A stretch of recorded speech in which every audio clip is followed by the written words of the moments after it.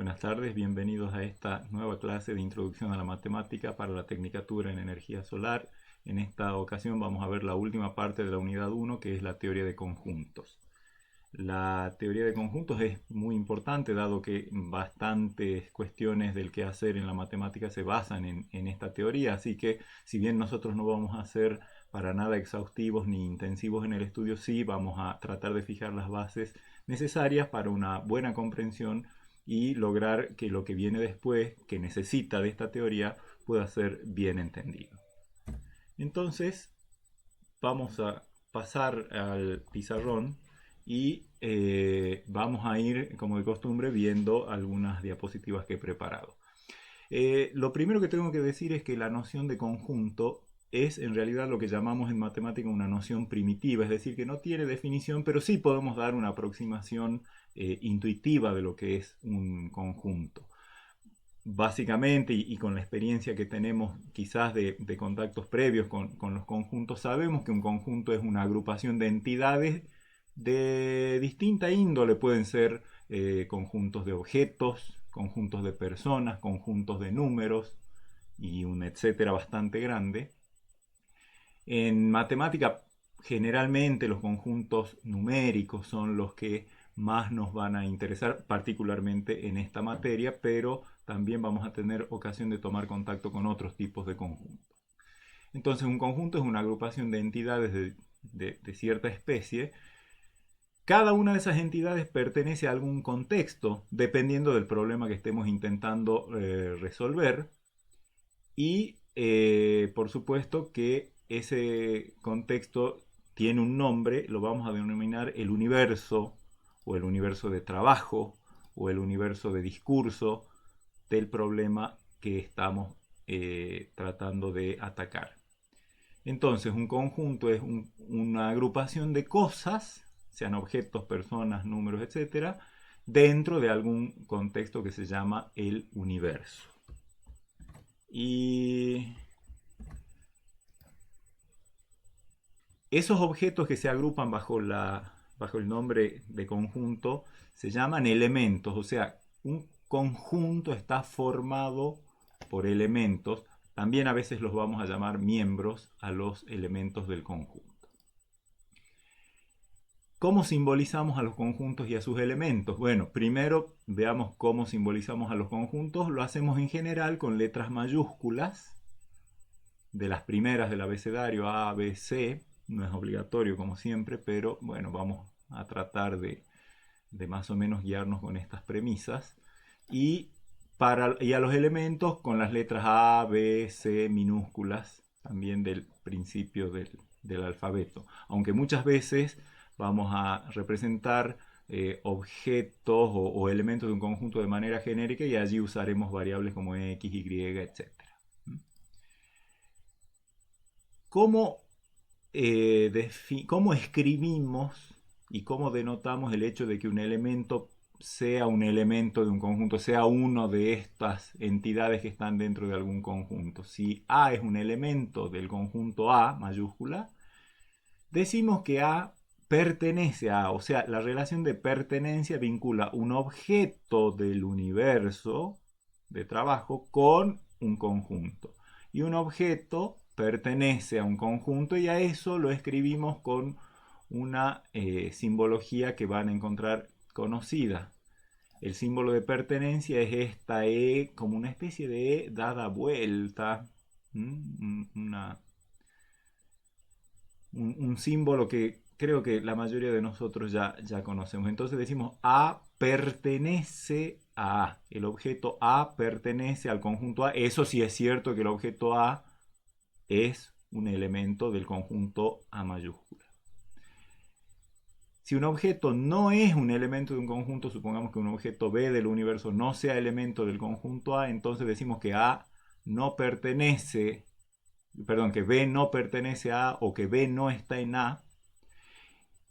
Y eso correspondería a escribir la negación de que B pertenece, o sea, la tilde de la lógica B pertenece a A, pero tenemos un simbolito un poquito mejor que resume la tilde y la pertenencia de la manera siguiente.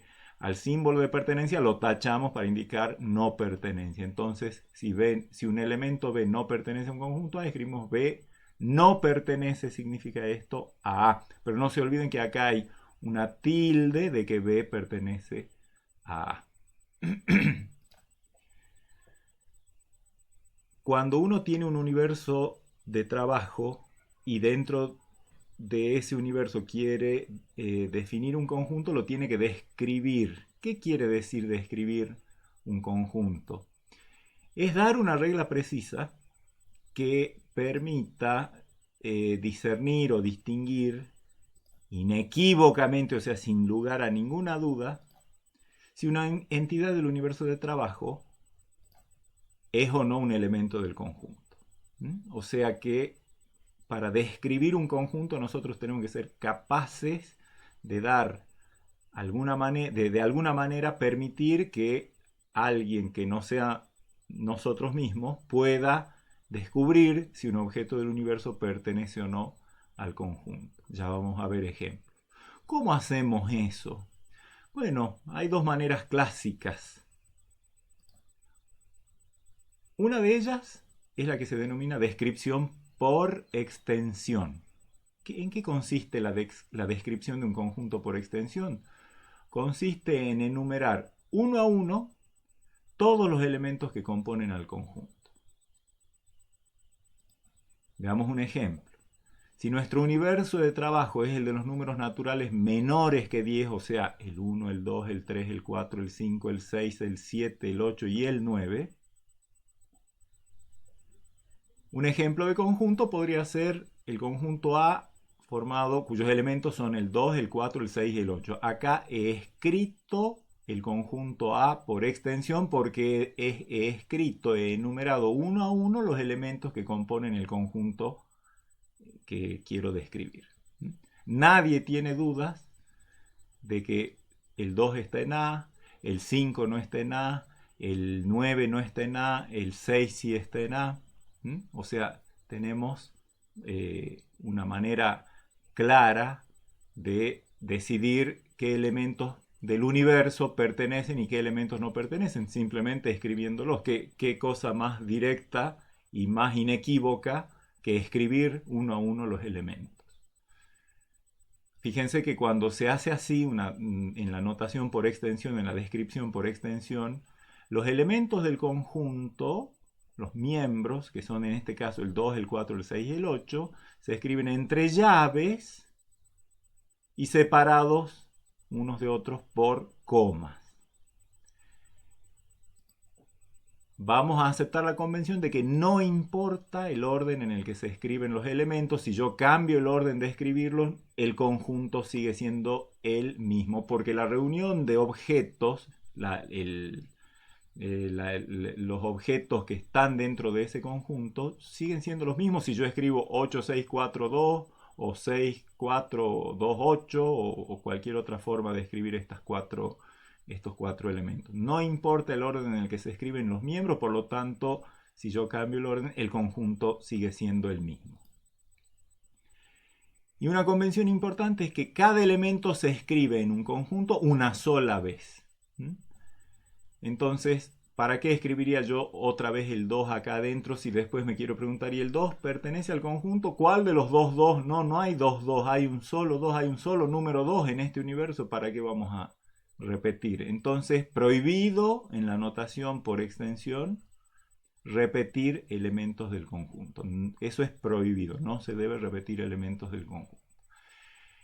Esta forma, por extensión y de escribir uno a uno los elementos, obviamente la vamos a poder hacer bien solamente cuando el conjunto tenga una cantidad finita de elementos, es decir, una cantidad que se puede contar, 4 en este caso. Se llama cardinal del conjunto o cardinalidad de un conjunto a la cantidad de elementos que tiene. Hay conjuntos que son finitos, es decir, que tienen un número determinado de elementos, 4 elementos este ejemplo, pero hay otros conjuntos que son infinitos, por ejemplo el conjunto de los números naturales, sabemos que empiezan con 1, 2, 3 y no paramos más porque a cada número le sumamos 1 y obtenemos un nuevo número y por lo tanto tenemos infinitos números naturales. Así que La descripción por extensión es particularmente adecuada para cuando tenemos un conjunto con una cantidad finita de elementos y somos más pretenciosos todavía, no solo que sean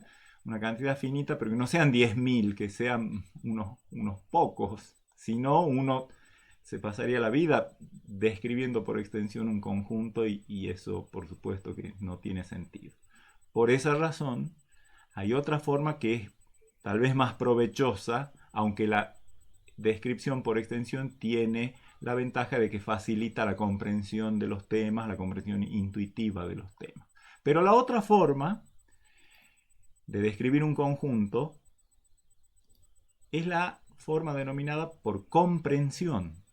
¿Qué significa describir un conjunto por comprensión? Significa dar una fórmula proposicional, especificar una fórmula proposicional que caracterice a los elementos del conjunto al que queremos hacer referencia. O sea, un predicado, generalmente, o por lo menos para empezar, un predicado P en la variable X, que es cumplida o que es satisfecha por los miembros del conjunto que queremos describir y solamente por ellos. O sea que esa regla me permita individualizar sin ninguna duda quiénes son los elementos y quiénes son los que no son elementos del conjunto que queremos describir a través de esta forma proposicional. Un elemento A de ese universo de trabajo donde está el conjunto que queremos describir va a pertenecer al conjunto si y solo si el valor de verdad de la forma proposicional P de X con la sustitución de X por A tiene valor verdadero.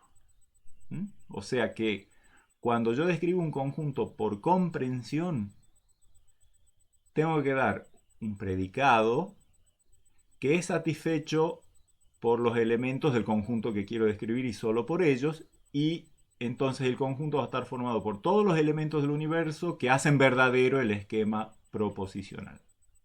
Vamos a ver un ejemplo. Supongamos en este ejemplo que nuestro universo de trabajo es el de los números naturales menores que 10, o sea, del 1, 2, 3, así hasta el 9, y que nuestro esquema P de X, nuestro predicado, sea X es par.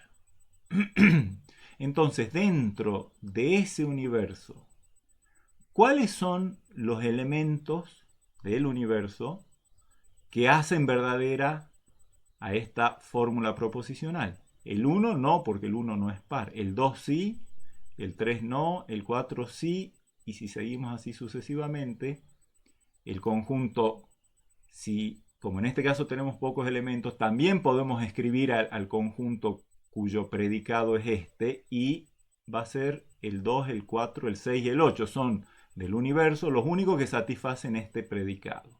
Este conjunto es el mismo que el que veíamos hace un rato escrito por extensión. De hecho, acá lo tenemos escrito por extensión, pero más que nada es para explicar qué significa esta notación. Fíjense que entonces cuando escribimos un conjunto por comprensión ponemos entre llaves, ¿y qué ponemos?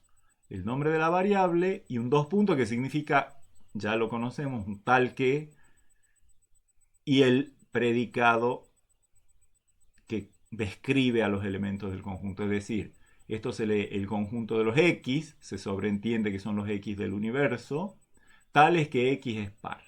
Y eso inequívocamente cualquiera puede deducir que dentro de este universo los únicos que lo cumplen son el 2, el 4, el 6 y el 8, y el 1, 3, 5, 7 y 9 no lo cumplen, por lo tanto no forman parte del conjunto que queremos describir. ¿Está claro? Cuando uno tiene un universo de trabajo, se pregunta, ¿y cuántos conjuntos puedo armar dentro de ese universo de trabajo? Bueno, varios. Piensen en el de recién, los naturales menores que 10. Este es un ejemplo. Otro ejemplo podría ser el 4 y el 6. Otro ejemplo podría ser el 3 solito. Otro podría ser 1, 2, 3, 4, 5, 6, 7, 8, 9. Son todos ejemplos de agrupaciones de elementos que yo pueda hacer tomando elementos de este universo. Hay dos en particular. Uno de ellos es lo que llamamos el conjunto universal. Esta palabrita universal está íntimamente asociada con el hecho de que nuestro universo de trabajo es como una especie de el todo. Entonces el conjunto universal va a ser aquel conjunto compuesto por todos los elementos del universo del problema. Y se simboliza con una letra U, así medio caligráfica. En el ejemplo de hace un rato, el U, el universo de trabajo, era 1, 2, 3, 4, 5, 6, 7, 8 y 9. Es también un conjunto porque es una agrupación de elementos, en ese caso de números, pero es un conjunto y es el conjunto más grande que se puede armar con ese contexto, con ese universo. Y el otro conjunto especial es la nada, el vacío. Hemos dicho que un conjunto es una agrupación de elementos. Quizás la agrupación es un poco fracasada y no tiene elementos, pero es también un conjunto. O sea, asumimos que es un conjunto y si no tiene elementos, ¿cómo lo escribimos por extensión? Entre llaves ponemos todos los elementos del conjunto. Como no hay nadie, no ponemos nada. Hay una notación un poquito mejor, más conocida para el conjunto vacío, pero esta vale. La notación más conocida es el cero tachadito. El conjunto vacío es el cero tachadito. Cero tachado. El conjunto vacío, por supuesto, que también admite una descripción por comprensión. ¿Qué hay que usar? A ver, hay que usar algún predicado que no pueda ser satisfecho por ningún objeto del universo. Y uno de ellos, hay muchos, pero uno de ellos podría ser los X del universo, tales que X no es igual a X. Nuestra idea de igualdad nos dice todo elemento es igual a sí mismo, lo aceptamos sin discutirlo. Bueno, por lo tanto, ¿puede haber algún elemento que no sea igual a sí mismo? No. Así que no hay elementos que satisfagan este esquema proposicional, por lo tanto tengo ningún elemento dentro de ese conjunto. ¿Cómo representamos gráficamente un conjunto? Es una cosa interesante poder guiar nuestra intuición mediante representaciones gráficas más que mediante abstracciones simbólicas o en paralelo a las abstracciones simbólicas. Hay varias formas dependiendo del tipo de conjunto que queramos representar, pero vamos a ver dos, en realidad vamos a ver una sola, voy a mencionar otra que vamos a ver después en las unidades siguientes de la materia.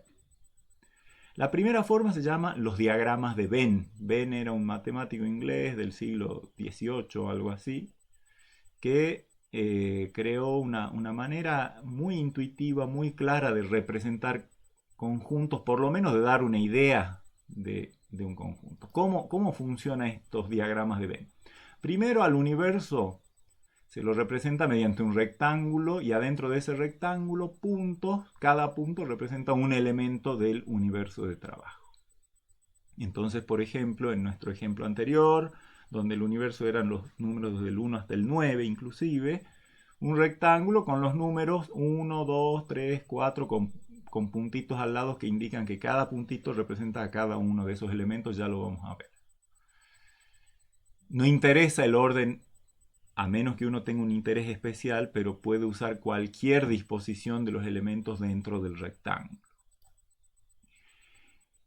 Y una vez que uno tiene el universo dibujado, ya un conjunto se representa mediante un trazo cerrado, que en general es un círculo o un óvalo o cualquier figura cerrada, que en su interior contiene a los elementos del conjunto A que se quiere representar. Vemos un ejemplo que aclara todo. Si nuestro universo es desde el 1 hasta el 9 y el conjunto es el 2, 8, 6, 4, que es el que veíamos hace un rato, una representación sería esta que vemos acá. El rectángulo más grande en su interior tiene 9 puntos, uno por cada elemento del universo, y luego los elementos del conjunto A están encerrados con este trazo cerrado, que en este caso es una circunferencia.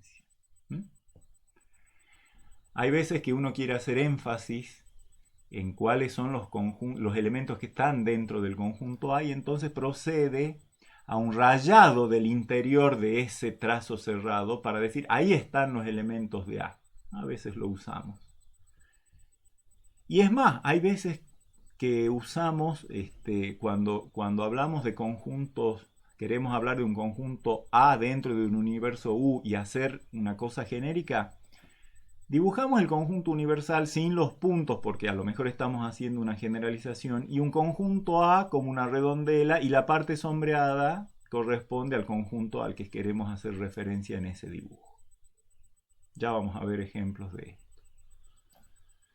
La segunda manera de representar gráficamente un conjunto, si el conjunto es numérico, o sea, si el universo es un conjunto numérico, por ejemplo, los números naturales, 1, 2, 3, 4, etc., los enteros, los racionales o los reales, se suele usar una recta.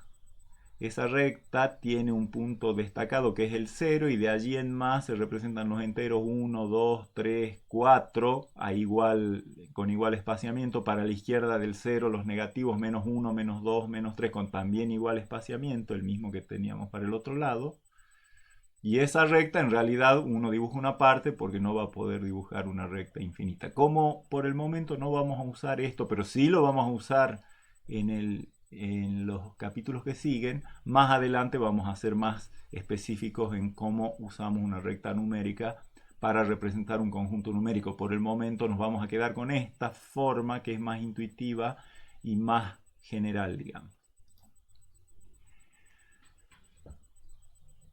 Tenemos ahora la capacidad de hablar de conjuntos. Ya sabemos que hablamos de conjuntos ya sea enumerando sus elementos o bien dando una función proposicional que cumplen sus elementos y que nos deja inequívocamente ver cuáles son los elementos del conjunto.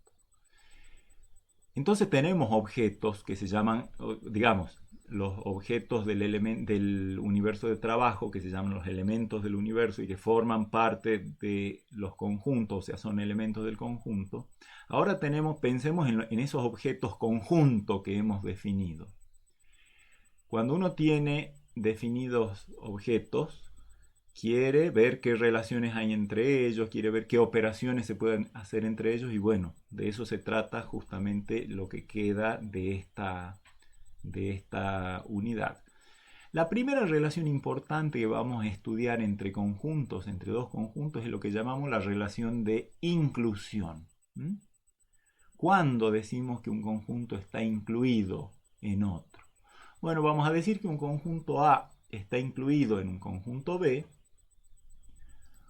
cuando cualquier elemento de A también sea un elemento de B. ¿Sí? O sea, todo elemento que está en A también resulta ser un elemento de B. O sea, cuando es verdadera, nosotros con nuestro estudio de lógica ya podemos ser más precisos en este enunciado. Podemos decir, un conjunto A está incluido en el conjunto B cuando es cierta esta proposición con cuantificador universal. Todos los elementos del conjunto universal que están en A también están en B. Eso es la forma simbólica de escribir esta definición coloquial que hemos dado acá. Y recuerden que como es una implicación en la que hay una forma proposicional antecedente y forma proposicional consecuente, podríamos haber, por nuestra convención, haber omitido el para todos, porque ya sabemos que si leemos esta implicación se entiende para todos. El hecho de que un conjunto A esté incluido en un conjunto B se denota así. A contenido, no confundan esto con una letra C, porque C también puede en otros momentos representar un conjunto, pero bueno, este símbolo afortunadamente la máquina lo distingue bien de una eventual letra C. A contenido en B. Este símbolo, con un poco de buena voluntad, se puede ver parecido al menor, salvo que este es curvo, al menor que relaciona dos números, un número menor que otro. Bueno, cuando un conjunto está incluido en otro, es como que el conjunto que está incluido es más chiquito en algún sentido, por favor no lo tomemos al pie de la letra, que el otro que pareciera ser un poquito más grande, pero ya vamos a hablar al respecto. Entonces, esta simbología, si uno tiene duda de cuál es el contenido y cuál es el otro, apunta hacia el que aparentemente es más chiquito, al contenido. A contenido en B. Así se lee esto, o perdón, A incluido en B. Es una manera de leer este símbolo. La que les decía yo hace un rato es otra. La inclusión o contención, inclusión y contención son dos sinónimos en este ámbito de los conjuntos. A está contenido en B. Contenido también da una idea de como que eventualmente es más chiquito el A que el B. Ya lo vamos a discutir. También decimos que A es un subconjunto de B, es decir, que el hecho de que A esté contenido en B o esté incluido en B también se lee A es subconjunto de B. Todas estas son maneras de decir todo lo que está en A también está en B. Y hay una manera más, que es B contiene A, o sea, o B incluye a A. Cuando decimos así, lo podemos también escribir así, o sea, este sombrerito volcado se puede dar vuelta y las dos patas siempre apuntan a lo que pareciera ser más grande. B contiene a A, o sea, el parecido a C dice el de la izquierda está contenido o incluido en el de la derecha. Cuando eso está dado vuelta, el de la derecha, el de la izquierda contiene al de la derecha, pero representan todas estas cosas la misma noción, que todo elemento de A también es un elemento de B. Quiero que conserven esta idea de gráficamente en diagramas de Venn lo que es la inclusión. En la figura de la izquierda tenemos un conjunto A incluido en un conjunto B. Creo que la frase es explicatoria. Incluido. La redondela que describe a A está metida dentro de la redondela que describe a B. Todo elemento de A, fíjense, la redondela de B en su interior tiene los elementos de B. En particular este punto también es de A. Y cada elemento de A, cada elemento dentro de la redondela de A, también está en la redondela de B. O sea, ese es un criterio gráfico para ver que se cumpla la contención, es decir, que se cumpla esta propiedad, que todo elemento de A también es elemento de B. Yo tomo este punto. ¿Es elemento de A? Sí. ¿Es elemento de B? Sí. Y eso pasa con todos los elementos que están dentro del trazo que describe a A. B puede tener, como decíamos, puede ser más grande, puede tener otros elementos que no estén en A, pero lo que interesa para y de hecho puede haber en el universo cosas que no estén ni en A ni en B, como estos 4 puntos que vemos ahí.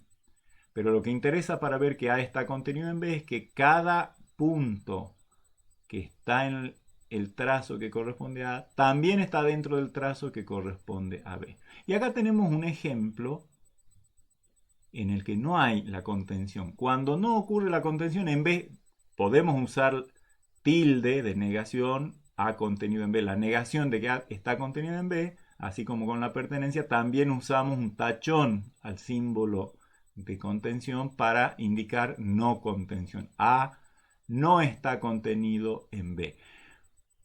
¿Por qué? Porque si bien acá hay dos elementos que son de A y también de B, acá estoy viendo uno y más abajo veo otro, pero con que haya uno alcanza, hay un elemento de A que no es un elemento de B. Entonces piensen en este X que estoy señalando acá y pónganlo acá, en este esquema proposicional. Para ese X, ¿se cumple que X pertenece a A? Sí, verdadero. Para ese X, ¿se cumple que X pertenece a B? Falso, porque ese punto no está dentro de lo que está dentro de B. Así que Para Sx, esta implicación resulta falsa porque tiene antecedente verdadero y consecuente falso. Por lo tanto, este conjunto A no está contenido en este conjunto B. Para ver que un conjunto no está contenido en otro, lo único que hay que hacer es mostrar que hay por lo menos un elemento que está en A y que no está en B. Está dentro de A, pero está fuera de B. Quédense con esta imagen y los va a guiar en su intuición.